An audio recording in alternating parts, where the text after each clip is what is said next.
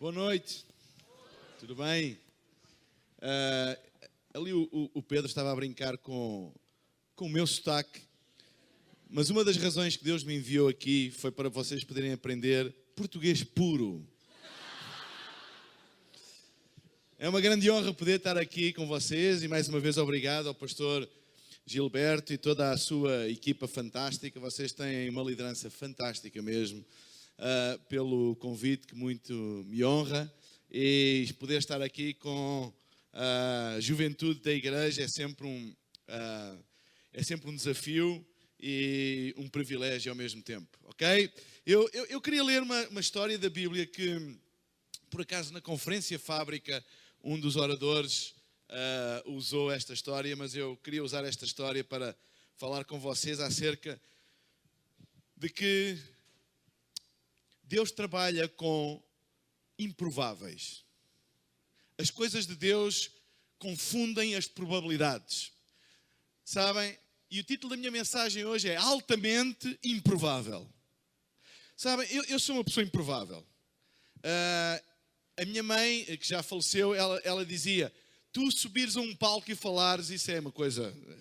Porque eu, na minha vida privada, sou muito reservado, sou mais calado. Sou improvável. Eu nunca seria a pessoa certa para Deus escolher se Ele tivesse os critérios que nós temos para eu poder estar num palco. Aliás, eu, se fosse Deus, nunca me escolhia. Nunca. E queria ler em 1 de Reis, no primeiro livro de Reis, no capítulo 17. E diz assim: então a palavra do Senhor veio a Elias: vá imediatamente para a cidade de Sarepta, de Sidom, e fique por lá. Ordenei a uma viúva daquele lugar que lhe forneça comida. E ele foi. Quando chegou à porta da cidade, encontrou uma viúva que estava colhendo gravetos. Ele a chamou e perguntou: pode trazer um pouco de água numa jarra para eu beber? Enquanto ele ia buscar a água, ele gritou: por favor, traga também um pedaço de pão. Mas ele respondeu: juro pelo nome do Senhor, o teu Deus, que não tenho nenhum pedaço de pão, só um punhado de farinha num jarro e um pouco de azeite numa botija. Estou colhendo uns 2 gravetos para levar para casa e preparar uma refeição para mim e para o meu filho, para que a comamos e depois morramos. Elias, porém, lhe disse: não tenha medo, vá para casa e faça o que disse. Mas primeiro faça um pequeno bolo com o que você tem e traga para mim, e depois faça algo para você e para o seu filho. Pois assim diz o Senhor, o Deus de Israel: a farinha na vasilha não se acabará e o azeite na botija não secará até ao dia em que o Senhor fizer chover sobre a terra. Ela foi e fez conforme Elias lhe dissera. E aconteceu que a comida durou muito tempo para Elias e para a mulher e a sua família. Pois a farinha na vasilha não se acabou e o azeite na botija não secou, conforme a palavra do Senhor proferida por Elias. Algum tempo depois, o filho da mulher dona da casa ficou doente e foi piorando e finalmente morreu. E a mulher reclamou a Elias: que foi que eu te fiz, ó homem de Deus? Vieste para lembrar-me do meu pecado e matar o meu filho? Dê-me o seu filho, respondeu Elias. Ele o apanhou dos braços dela, levou-o para o quarto de cima, onde estava hospedado, e pôs na cama. Então clamou ao Senhor: ó Senhor meu Deus, trouxeste também desgraça sobre esta viúva com quem estou hospedado, fazendo morrer o seu filho? Então ele se deitou sobre o menino 3 vezes e clamou ao Senhor: ó Senhor meu Deus, faz voltar à vida este menino. O Senhor ouviu o clamor de Elias e a vida voltou ao menino e ele viveu. Então Elias levou o menino para baixo, entregou-o à mãe e disse: veja, seu filho está vivo. Então a mulher disse a Elias: agora sei que tu és um homem de Deus e que a palavra do Senhor vinda da tua boca é a verdade. Esta é uma história bem estranha. Eu sei que está na Bíblia, mas não deixa de ser estranha. Tem muita coisa estranha, muita coisa estranha. É uma história que acontece durante o reinado de um rei de Israel que a Bíblia relata como provavelmente o rei mais ímpio que Israel teve. Um rei chamado Acabe, que era casado com uma mulher terrível. Nunca cases com uma mulher terrível e nunca cases com um homem terrível. Era casado com uma mulher terrível chamada Jezabel. E Jezabel é que mandava lá em casa. O Acabe, eu não sei se tem aqui esta expressão aqui no Brasil, mas o Acabe era um banana.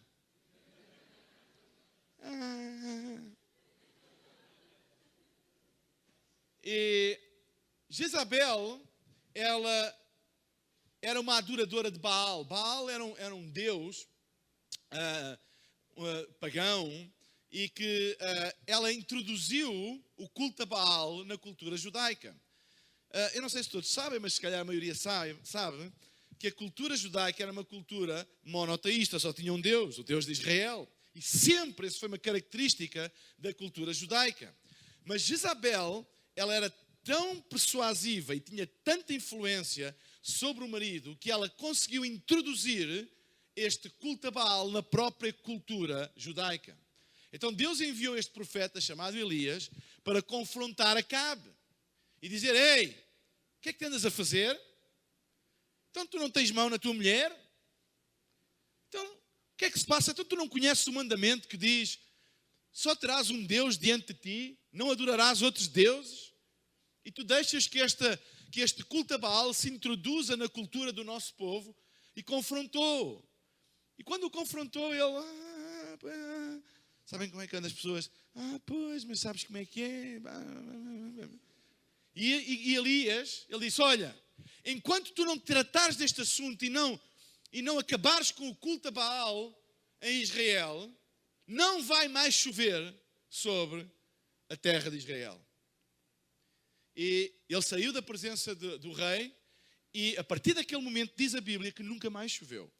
Ora, Acabe, quando chegou a casa, isto agora sou eu já a pensar, não é? A fazer aqui, ele deve ter chegado a casa e a mulher perguntou-lhe: então, como é que correu a reunião com o profeta, com Elias? Ele disse lá, mas o que é que ele disse? Ele disse, se a gente não acabasse com o culto a Baal, que nunca mais chovia sobre a terra, e olha, e a realidade é que nunca mais choveu. Bem, a Bíblia diz que Jezabel procurou, desde esse dia, matar Elias. E ela tinha tanto poder, e ela era tão persuasiva, que Elias, ele teve que fugir para não ser morto por Jezabel. Não diretamente por ela, mas alguém mandado por ela. E Deus mandou-lhe até ao ribeiro de Quirat, um local onde tinha um ribeiro e que tinha água, e diz Deus que o mandou até lá, e ele bebia a água do ribeiro, e diz a palavra de Deus que ele era alimentado pelos corvos, traziam carne para ele se alimentar, enquanto ele estava lá escondido, enquanto tinha esta sentença de morte sobre a sua cabeça. Mas a seca era tão severa, gerou uma fome, que é uma consequência da seca, gerou uma fome terrível, porque naquela altura a atividade principal era a agricultura, não havia chuva, não havia comida. E então a realidade, e não havia gado, a realidade é que a seca era tão severa que até este próprio ribeiro de Quirat secou. Então Deus mandou ir para uma cidade chamada Sarepta, e para se encontrar lá com uma mulher viúva, e que essa mulher iria cuidar dela. Deus escolheu um local improvável para Elias, mandou Elias a um local improvável, para se encontrar com uma pessoa improvável,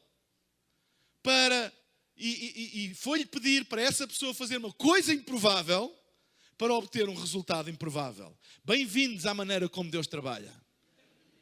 Deus trabalha assim, coisas improváveis. Local improvável. Vocês sabem que Sarepta, esta cidade que Deus mandou Elias ir quando o ribeiro de Quirat secou, Sarepta era a terra natal de Jezabel.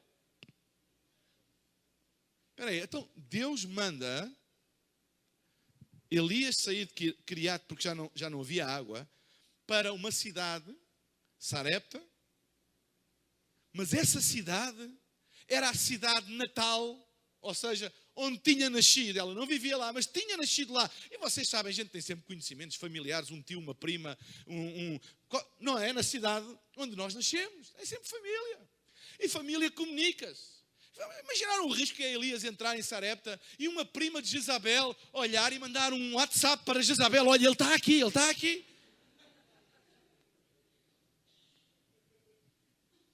Era um risco. Porquê Deus? Porquê que Deus escolheu logo Sarepta? Um local improvável. Eu, se fosse Deus, escolhia Brasília. Dava para Brasília. Mandou para Sarepta. Locais improváveis. Sabem? Nós também temos locais improváveis na nossa vida. Vocês sabem que para nós, para todos nós, o local mais improvável para nós é o local onde nós estamos agora. Quantas vezes vocês já pensaram, se eu não estivesse aqui e eu estivesse ali? Se eu não tivesse nascido nesta família e tivesse nascido noutra família? Se eu não tivesse nascido neste país, estivesse noutro país. Se eu não tivesse neste emprego, estivesse noutro emprego. Se eu não tivesse nesta escola, se eu estivesse noutra escola. Se eu não tivesse... Quem é que já pensou nisso? Se eu não tivesse com estas oportunidades, se eu tivesse outras oportunidades?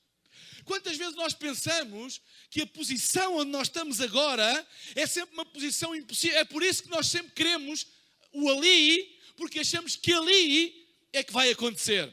Quando eu chegar lá. Quando eu tiver mais dinheiro, quando eu tiver mais estudos, quando eu tiver mais tempo. Ou seja, nós sempre achamos que agora, o local onde nós estamos agora, a situação onde nós estamos agora, é um local improvável. Eu não tenho tempo, quando eu tiver mais tempo. Eu agora não tenho dinheiro, quando eu tiver mais dinheiro. É sempre ali, é sempre algures ali. Eu nunca mais me esqueço. Na Europa existe eu não sei como chama aqui, um jogo de sorte. Tem tipo lotaria aqui, lotaria, sim. É chamado Euromilhões. O Euromilhões é um jogo de sorte na Europa toda e aquilo é grana que nunca mais acaba. É tipo prémios pode chegar a 100 milhões de euros, que são para aí 380 milhões de reais, 400 milhões de reais. Um prémio! E eu nunca mais me esqueço, que há uns tempos atrás, alguém da nossa igreja chegou ao pé de mim e disse assim: pastor, se me sair o Euromilhões, eu vou abençoar tanto a igreja. E eu pensei para mim, eu não disse, apetecia-me ter dito, mas eu pensei para mim: se tu não és capaz de dar daquilo que tu tens agora, quando tu tiveres muito, tu também não vais dar. Porque abundância não muda ninguém. Abundância só amplia aquilo que nós já somos. E às vezes nós pedimos tanta coisa a Deus. Deus, quando eu estiver lá, quando eu tiver mais tempo, eu dou mais tempo. Se tu não dás do que tens agora, quando tu tiveres mais também não vais dar. Porque só amplia. E eu apeteceu-me dizer: deves dar, deves. Quando sair o Euromilhões, se sair, a única coisa que nós vamos receber de ti, se calhar, é um postal das Bahamas a dizer: uau, estou a passar aqui umas boas férias. Então nós achamos que o local onde nós estamos, quantas pessoas pensam: se eu tivesse nascido noutra família, com outras oportunidades, se eu tivesse numa família com mais dinheiro e mais possibilidades de me poder conceder outras oportunidades que eu não tenho. E nós sempre pensamos que o lugar onde nós estamos é um local improvável. Mas eu quero-vos dizer hoje que Deus é suficiente. Deus é suficiente para ti. E o lugar onde tu estás é o lugar onde Deus quer realmente fazer alguma coisa. Tu não precisas de estar ali. Aqui é o lugar que Deus te colocou e é onde Deus vai trabalhar. Sabe, Deus não trabalha ali, Deus trabalha aqui. O teu aqui é o lugar onde Deus trabalha. Deus não precisa de te levar para ali, Deus quer-te aqui para trabalhar na família onde tu estás, no emprego onde tu estás, na escola onde tu estás, com a família que tu tens, na igreja onde tu estás, é aqui que Deus quer trabalhar. E se tu fores fiel aqui, Deus pode te levar até ali. Mas se tu não fores fiel aqui, tu nunca vais chegar lá. Então, para nós o agora, o aqui, é sempre um local impossível. Quando vem um desafio à nossa vida, a gente diz, eu não consigo. Eu não tenho dinheiro. Eu não tenho tempo. Eu não tenho capacidade. Eu ainda não sei. Eu ainda não fiz o curso de teologia. Nós sempre pensamos que aqui onde nós estamos, nunca dá. Mas eu quero-vos dizer hoje que Deus usa locais improváveis para fazer coisas extraordinárias. E Deus é capaz de usar o teu aqui, que pode parecer a coisa mais improvável para ti, a coisa mais insuficiente para ti. Deus quer usar o teu agora, o teu aqui, para fazer coisas tremendas na tua vida. Amém? Coisas tremendas na tua vida. Às vezes nós pensamos, se eu estivesse onde o pastor Mário está, ou se eu estivesse onde o pastor Gilberto está, ou se eu estivesse onde aquele está. Quem é que já pensou nisto? Se eu estivesse onde ele está. Se eu tivesse a grana do Cristiano Ronaldo. Sabem? Há muita gente que são fantásticos a gerir aquilo que não é deles. Se eu tivesse aquilo que ele tem, eu fazia, eu isto, eu aquilo. Mas nós só podemos ser mordomos daquilo que temos, não é daquilo que os outros têm. E quero-vos dizer uma coisa, que Deus faz milagres com aquilo que tu tens, não é com aquilo que tu não tens. Deus não faz com aquilo que tu não tens, é com aquilo que tu tens. Então dá graças a Deus por aquilo que tens, dá graças a Deus por onde tu estás, porque onde tu estás é suficiente para Deus fazer um grande milagre. E sabem, quando tu olhas para alguém e dizes, quem me dera estar ali, para ti, onde ele está é um ali, mas para ele é um aqui. Às vezes há pessoas que dizem, pastor, quem me dera ter a sua posição. E eu quem me dera sair daqui e estar ali. É vida, ou seja, o aqui, o ali, o teu ali é o aqui de alguém. Sabem, a vida é assim. Nós nunca estamos satisfeitos. Achamos sempre que aquilo que temos não chega. Achamos sempre que podíamos fazer mais e podíamos ter mais e que o outro está sempre melhor. Há um dito em português, diz que a galinha do vizinho é sempre melhor que a minha. Sempre que o outro tem sempre, aquele, se eu tivesse aquilo que ele tem. Mas eu quero dizer que onde tu estás é exatamente onde Deus quer que tu estejas. E Deus não precisa que tu vás para ali para te encontrar. Deus encontra-te aqui, onde tu estás agora mesmo. E é suficiente. Sarepta, um lugar improvável. Deus não só mandou o profeta a um lugar improvável, mas mandou ter com uma pessoa improvável. Disse, vai ter com uma viúva pobre, com um filho, mãe solteira, neste caso, mãe viúva, e ela vai te sustentar. Claro, é a pessoa certa para sustentar um profeta, é uma viúva pobre, claro. Não é? Não era isso que vocês escolhiam? Assim, eu estou aí meio aflito com... preciso de ajuda. Eu tenho ali uma senhora viúva que não tem nada. Ela é a pessoa indicada para te ajudar financeiramente. Ela vai te alimentar. Alô? Faz algum sentido? Digam lá sinceramente, vocês escolheriam esta viúva para sustentar um profeta? É muito estranho. Eu sei que está na Bíblia, mas é estranho. É muito estranho. Olha, é estranho porque na cultura judaica era inconcebível um homem ser sustentado por uma mulher. É estranho porque o camarada do profeta não só pediu comer, como pediu para ficar na casa dela.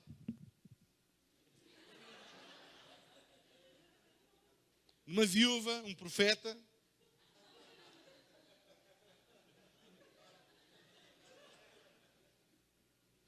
Estranhíssimo. E olhem o discurso. Vocês repararam no discurso? Quando ele chegou, ela, quando viu um profeta, claro, uma pessoa vê um profeta, fica, vem uma resposta de Deus. Não é isso que os profetas supostamente deviam fazer? O profeta não é suposto explorar viúvas, é suposto trazer uma palavra de Deus. E ela viu o profeta, pronto, vem aí a minha solução e a salvação. Então contou-lhe a história. Uau, meu marido morreu. E sabem, naquela altura, o homem era a única possibilidade de sustento da família. A viuvez era pobreza. E ela contou-lhe, meu marido morreu, tenho um filho para sustentar, não temos quase nada, não temos nada para comer. E olha, só tenho umas coisitas lá em casa, olha, vamos comer. E a Bíblia diz, comer e esperar pela morte. Vejam bem o desespero. E ela contou isto ao profeta. Porquê é que vocês acham que ela contou isto ao profeta? À espera, é um profeta. De certeza que ele vai mandar vir, ele já foi alimentado por corvos, manda vir 2 ou 3 corvos daqueles que ele conheceu lá quando esteve lá, trazer qualquer coisa. Ou cai maná do céu, ou faz assim uma coisa daquelas que os profetas fazem e acontece um milagre. Não é aquilo que a gente às vezes espera dos profetas. Eu vou à igreja, que vai lá um homem daqueles de Deus, tem uma palavra para mim e vai-me dizer com quem é que eu vou casar e com quem é que eu vou não sei o quê. E ele vai mostrar tudo, como é que é.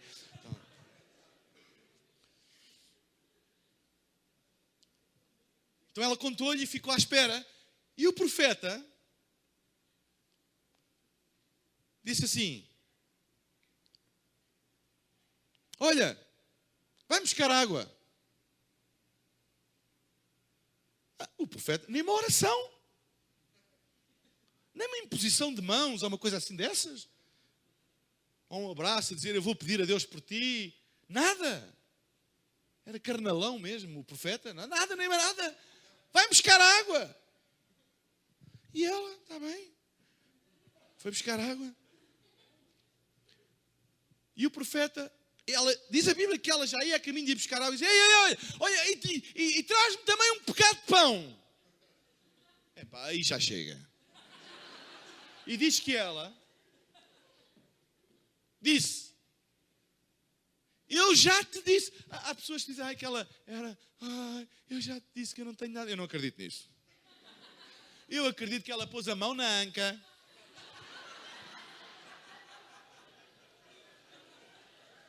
Naquela altura não havia havaianas ainda, só ela tirava. Olha, eu já te disse, não sei se tu ouviste, profeta, que eu não tenho nada em casa, estás-me a pedir pão? Viúva pobre, ia pedir pão. Pessoa improvável. Sabem, ela era a última opção da lógica. Viúva descrente, numa terra seca, sem comida, sem bebida, pronta para morrer, exatamente a candidata de Deus para sustentar um profeta. Mas eu quero-vos dizer uma coisa. Tu não precisas de ser o mais rico, o mais esperto, o mais bonito, o mais aceite por todos, aqueles que todos escolhem, aqueles que todos acham que vai ser, aqueles que todos apontam que vai ser o maior. Tu não precisas de ser isso para Deus fazer um plano fantástico para a tua vida. A Bíblia está cheia de histórias de pessoas que ninguém acreditava nelas. Ninguém nunca os escolheria. Ninguém, nem nós, que somos aqui homens cheios de fé, nunca escolheríamos. E é Deus que os escolhe para fazer coisas grandes. É por isso que eu vos quero dizer, tu não tens que ser o maior aos olhos de ninguém. Nem que as pessoas digam, uau, tu és o último grito em tudo. Tu podes ser quem tu és e Deus vai te escolher e Deus vai te usar para fazer coisas grandes. Porque Deus escolhe pessoas improváveis.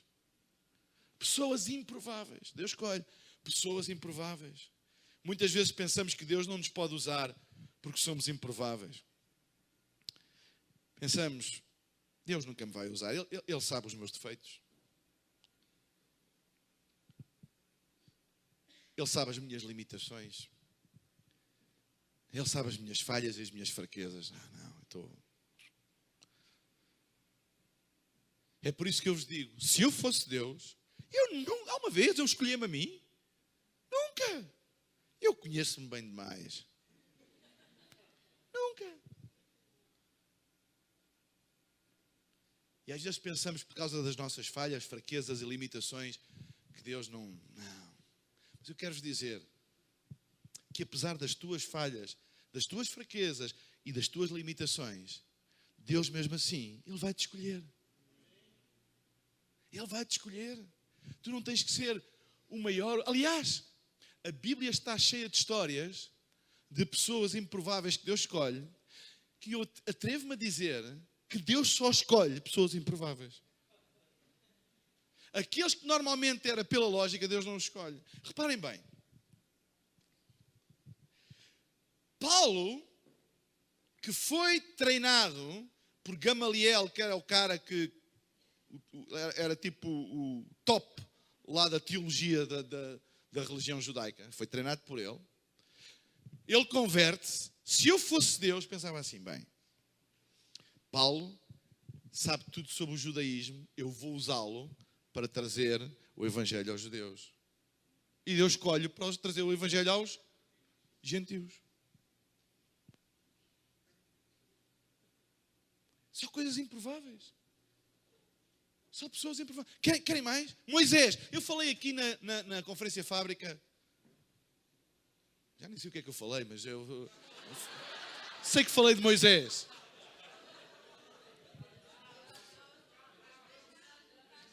Foi o quê? Ajudem-me lá. O que é que eu falei? Já não me lembro.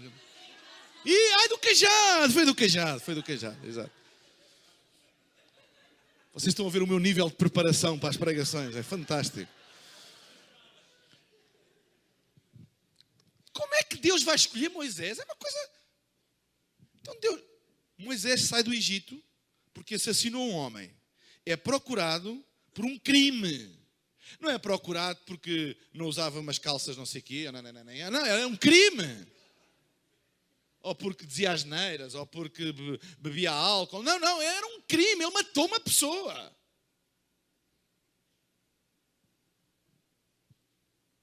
E Deus chama-o e diz, Moisés, eu quero que tu vais falar com o faraó. Então, mas isto faz algum sentido?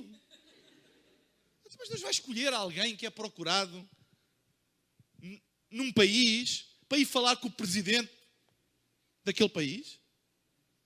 Com o líder daquele país? Então, procurado por um crime. E Deus vai escolhê-lo. É por isso que Moisés ficou ali meio tonto. Ele diz, e ainda por cima... Quer dizer, Deus aparece num arbusto a arder, que é normal, Deus aparece em arbustos a arder aí, normalmente, e fala connosco e diz, Moisés! Coisas normais só. E Moisés... Mas é que o Moisés não era apenas um criminoso procurado pela justiça do Egito, ele era gago, ele não sabia falar como deve de ser. Então e Deus vai escolher para falar com o faraó. Se fosse falar lá com o agente da alfândega. Pronto. Agora que o faraó vai escolher uma pessoa com uma deficiência da fala. Que é a realidade. E Deus escolhe, diz, és tu e ele. Eu? E Deus escolhe pessoas improváveis. Não te sintas, Deus comigo não, porque eu não sou assim, é porque eu não sei isto, ou porque eu não tenho aquilo, ou porque eu não sei o quê, ou porque tenho este aspecto, ou porque não... E Deus, não digas isso. Porque Deus escolhe mesmo pessoas improváveis. Vocês conhecem a história de Gedeão? Gedeão, eu não sei como é que o hei de definir, mas ele é tipo um cobardolas. Cobarde. Sabe o que é um cobarde? Não sabe o que é um cobarde? Aqui é covarde. Português puro, atenção. É que eu não vim só aqui ensinar a palavra de Deus, eu também vim ensinar a falar português puro. Quando eu vier cá da próxima vez, vou ver a evolução da coisa. Sabem, Gedeão era aquele tipo de pessoa que queria estar bem com toda a gente. Não queria aborrecimento, chatice. Entende? Não queria. Eu não quero. Sabem, os medianitas andavam a roubar as colheitas dos judeus e ele escondia, por isso é que ele se escondia, porque eles escondiam em grutas e em cavernas para eles não roubar. Mas ele queria, é daquelas pessoas que querem passar despercebidas, não querem tomar partido de ninguém, querem estar bem com toda a gente. Eu quero estar bem com. Eu não quero. Não querem tomar um partido. É daquele tipo de pessoas. Não é que a gente, quando a gente se zanga com alguém e a gente chama um amigo e ele não me quer meter. É aquele tipo de pessoa. Então não é que Deus vai escolher uma pessoa dessas para ir lutar contra os medianitas? Comandar um exército? Vocês estão a ver um comandante do exército aqui? Pai, não sei bem e tal. E tal, coitados dos medianitas. Não quero. Vamos para cima deles, vamos lhe dar com pistola, metralhadora e tanque e aviação em cima, e bombas e... Não sei.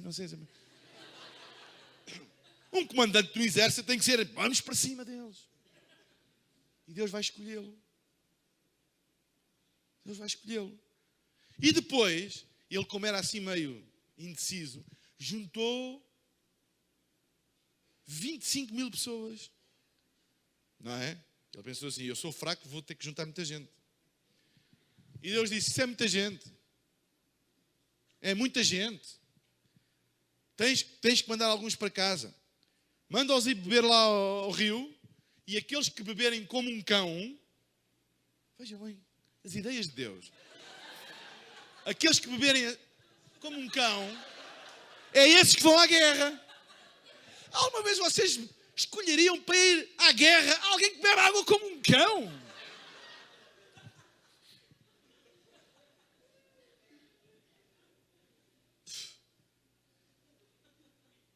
As coisas nunca. Sobraram 300. E Gedeão ficou aflito.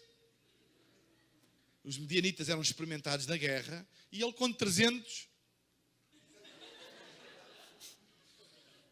E ele pensou assim, bem, Deus é Deus. Deus deve ter armas, de certeza. Armas daquelas, lasers, espadas como o Darth Vader. Vocês já repararam que eu sou fã da Guerra das Estrelas?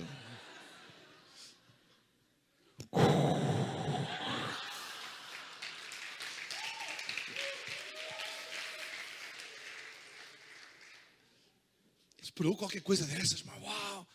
Não é como nós esperamos quando Deus faz um milagre, uma coisa assim fantástica. Anjos a virem do céu, com espadas e não sei. E ele à espera, Deus, qual é o armamento? E Deus diz, umas bilhas de barro e umas tochas. Bilhas de barro para combater um exército treinado? Vocês acham isto provável? Improvável. Só gente improvável. Quantas vezes nós nos sentimos assim? O que eu tenho? Isto não dá. Deus não vai fazer. Se Deus é capaz de usar 300 homens que lembem água como um cão e que derrotam o exército dos medianitas com bilhas de barro e tochas, como é que tu te atreves a dizer que Deus não é capaz de fazer contigo aquilo que tu sonhas? Aquilo que está no teu coração e os desejos do teu coração. Como é que tu te atreves a dizer que Deus não é capaz? Ele é capaz. Porque Deus usa pessoas improváveis. Então, lugares improváveis, pessoas improváveis, estratégias improváveis. Elias fez este estranho pedido. Vai lá buscar água. Quando ela ia buscar, traz-me pão também. E ela... ouviste o que eu disse?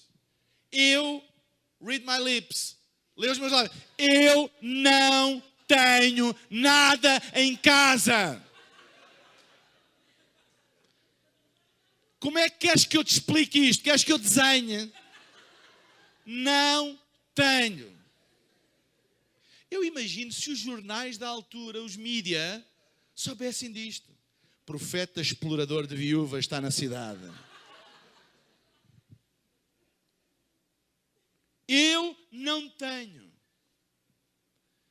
E aí Elias disse-lhe uma coisa. O que é que tu tens em casa eu sei que tu não tens pão em casa, mas diz-me lá o que é que tu tens em casa. Tenho farinha e tenho azeite. Ela não tinha pão, mas ela tinha ingredientes para fazer pão. Às vezes estamos tão focados naquilo que não temos, que esquecemos de usar aquilo que temos, porque aquilo que temos nas mãos de Deus é suficiente para criar aquilo que não temos. Eu vou repetir, porque isto é um método de Deus. Sabem? Deus nunca te dá nada a não ser por semente. A Bíblia diz que o reino de Deus é semelhante ao homem que sai para semear. Às vezes nós queremos que Deus dê a plantação toda já colhida em molhos, atada e pronta para consumir. Deus dá semente. Deus não lhe deu pão, mas tinha farinha e azeite. E com a farinha e com o azeite ela poderia fazer pão. E foi isso que o profeta fez. O profeta diz, ei, eu não vim aqui com uma resposta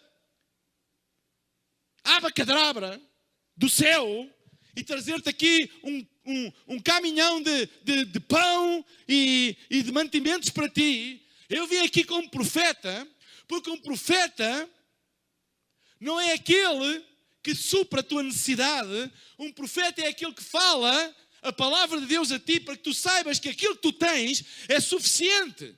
Para que nas mãos de Deus, abrir-te os olhos para ver o que tu tens e que isso é suficiente para tu comeres e o teu filho e alimentares o profeta. E nunca, a Bíblia diz que a farinha não acabou e o azeite não acabou. Que Deus mande profetas à nossa vida, não com soluções mágicas, mas que nos abram os olhos para que nós possamos dar graças por aquilo que temos. Porque se tu deres graças a Deus por aquilo que tu tens e usares aquilo que tu tens, tu vais ser capaz de fazer coisas que tu não tens. Deus é um Deus criativo. Vocês já pensaram nisso? Toda a gente diz, Deus é criativo. Deus é um Deus criativo. O que é que isto quer dizer?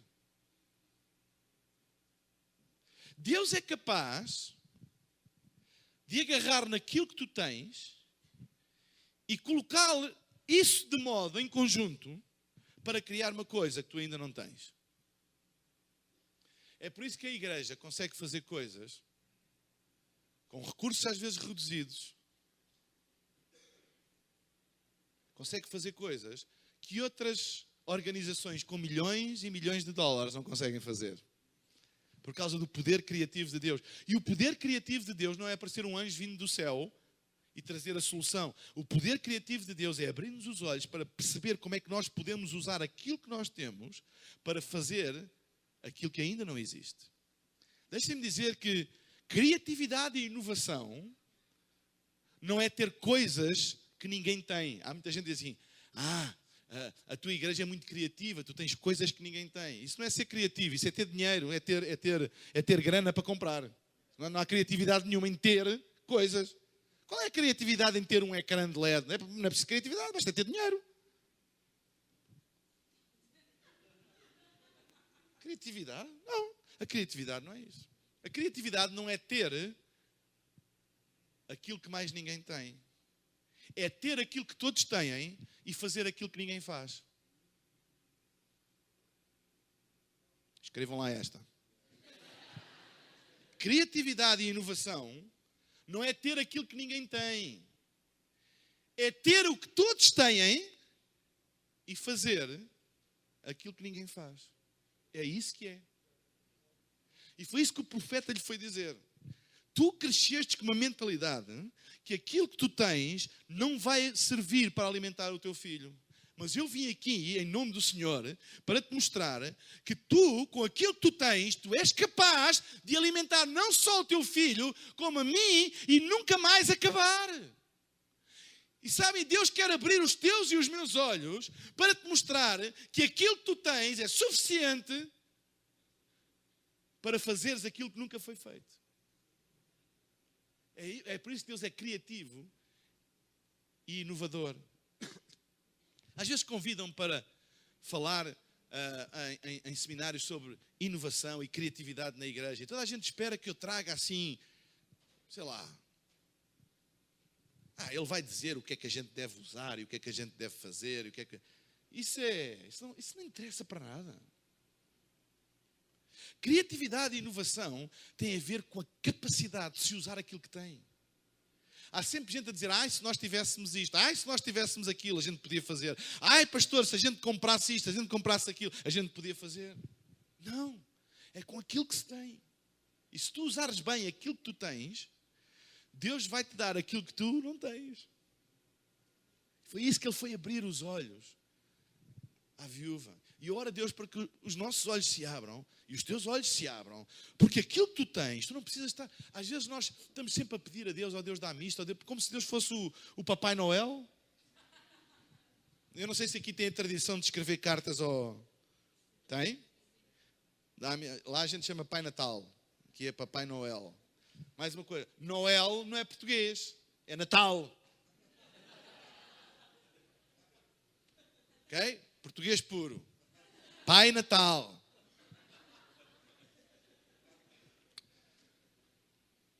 A gente escreve, dá-me isto, dá-me, eu quero isto, quero aquilo. E a gente, às vezes, lidamos com Deus como se Ele fosse. Não. A Bíblia diz que Deus nos deu Jesus e com Ele todas as coisas. A única coisa que tu precisas é de ter Jesus na tua vida. Porque se tu tiver Jesus na tua vida, aquilo que tu tens é suficiente para criar aquilo que tu não tens.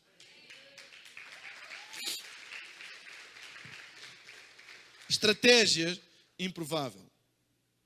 O Espírito Santo está-me a dizer que eu tenho 52 segundos para acabar. Quarta coisa, resultados improváveis. Então passa de 52 segundos, agora já estou deficitário 1 minuto e 8 segundos. O Espírito Santo aqui em Brasília anda meio perdido. Resultados improváveis. A viúva fez como o profeta lhe disse, farinha não acabou, azeite não acabou, tudo bem. Mas diz que o menino dela, o filho dela, adoece e morre. Estranho, estava tudo a correr tão bem.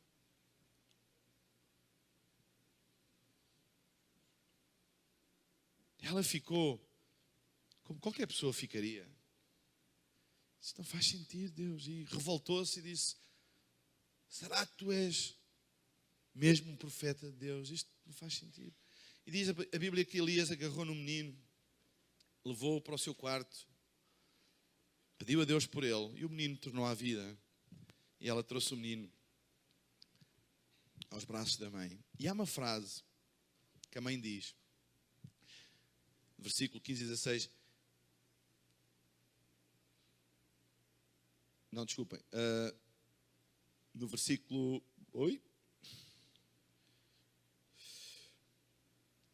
Versículo 23. Então Elias levou o menino para baixo, entregou à mãe e disse, veja, seu filho está vivo. Então a mulher disse a Elias, agora sei que tu és um homem de Deus e que a palavra do Senhor vinda da tua boca é a verdade. Agora?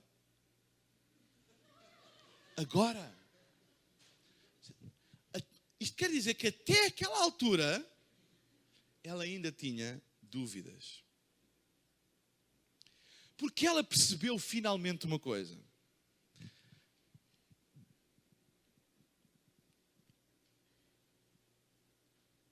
Se eu tivesse recusado ajudar o profeta pela lógica, porque a lógica mandava eu recusar, certo? Se eu não tenho condições de te ajudar, eu estava a mandar embora da minha casa aquele que salvaria o meu próprio filho. Nós nunca sabemos o que é que está do lado de lá da nossa obediência. Já pensaram? E quando ela recebe o menino vivo nos braços, ela diz, agora eu sei. Agora eu sei. Eu agora percebi. Eu agora enxerguei tudo. Agora sei que és mesmo um homem de Deus. Ou seja, tu não viestes aqui por causa das tuas necessidades. Tu viestes aqui para me salvar, a mim e ao meu filho.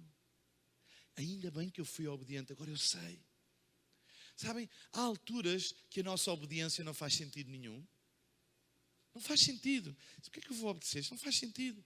Mas nós nunca sabemos o que é que está do lado de lá da nossa obediência. Ou seja,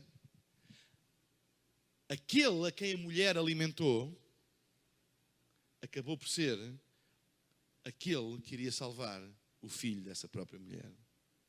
Se ela tivesse rejeitado, com toda a lógica e com a simpatia de todos nós, se ela tivesse dito, isto é falso, profeta, isto é malandro, explorador, toda a gente, claro, mas teria perdido o seu filho. Às vezes Deus pede-nos coisas improváveis, mas olha, os resultados também são improváveis. Nunca duvides da bondade de Deus quando a lógica te diz para não obedeceres a Deus. Nunca duvides da bondade de Deus. O tempo vai se encarregar de mostrar sempre. Por isso é que a Bíblia diz, Deus é bom, em todo o tempo, Deus é bom. Em todo o tempo, Deus é. Mesmo quando não parece que Ele está a ser bom, como nesta situação, como é que Deus pode permitir uma coisa destas? Uma viúva? Mesmo quando não parece, Deus já estava a ser bom para ela. Deus tinha acabado de lhe enviar não só o Salvador dela, como o Salvador do filho dela. Deus é bom em todo o tempo. Deus é bom. Locais improváveis, pessoas improváveis, estratégias improváveis, resultados improváveis. Bem-vindos à maneira como Deus trabalha. Se tu te sentes improvável nesta noite, tu és a escolha primária de Deus.